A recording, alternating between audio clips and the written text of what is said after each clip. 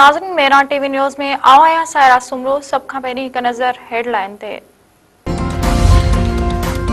उत्तर वजीरिस्तान में फोर्सेस जे हमले जी कोशिश नाकाम, 4 खारजी मारिजी विया। सिक्योरिटी ज़रियन मूजिब मीर अली वारे इलाइक़े में हिक खारजी बारूद सां भरियल गाड़ी फोर्सेस जी कैंप जी भित सां टकराए छॾी।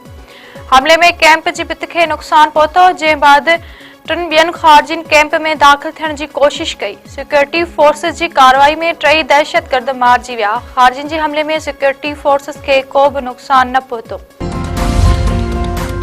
वज़ीर आज़म शहबाज शरीफ जी सदारत हेठ सिक्योरिटी सूरतहाल बाबति आला सतही इजलास में 3 सूबनि जा वॾा वज़ीर, आज़ाद कश्मीर जो वज़ीर आज़म, गिलगित जो वज़ीर आला ऐं ॿिया अमलदार शरीक। अफ़गान तालिबान जे हमलनि खां पोइ मुल्क जे सरहदनि ऐं अंदरूनी सूरतहाल ते गौर वीचार, इजलास में अहम फ़ैसिलनि जो इम्कान।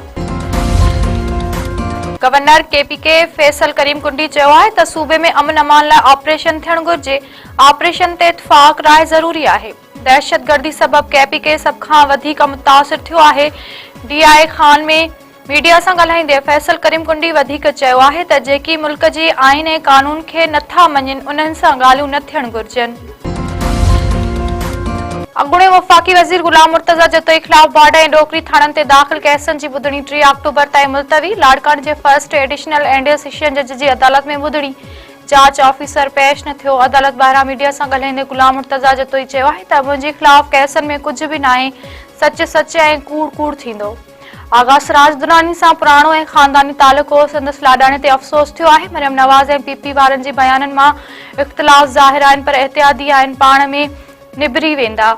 मुल्क जी बका आज़ाद ऐं शफ़ाफ़ चूंडनि में आहे। दादू में पब्लिक हेल्थ खाते में 1.5 अरब रुपयनि जी टेंडरनि दौरान ठेकेदारनि में झेड़ो। टेंडरनि खोलण खां अॻु दादू ऐं लाड़काणो जा ठेकेदार हथें पइजी विया। ठेकेदारनि पारां हिक ॿिए मथां लतनि ऐं मुकनि जो वसकारो। झेड़े दौरान पब्लिक हेल्थ खाते जा अमलदार ऑफिस मां खिसकी विया। झेड़े बाद इंजीनियर भी टेंडर कैंसिल करे ऑफिस मां खिसकी वियो।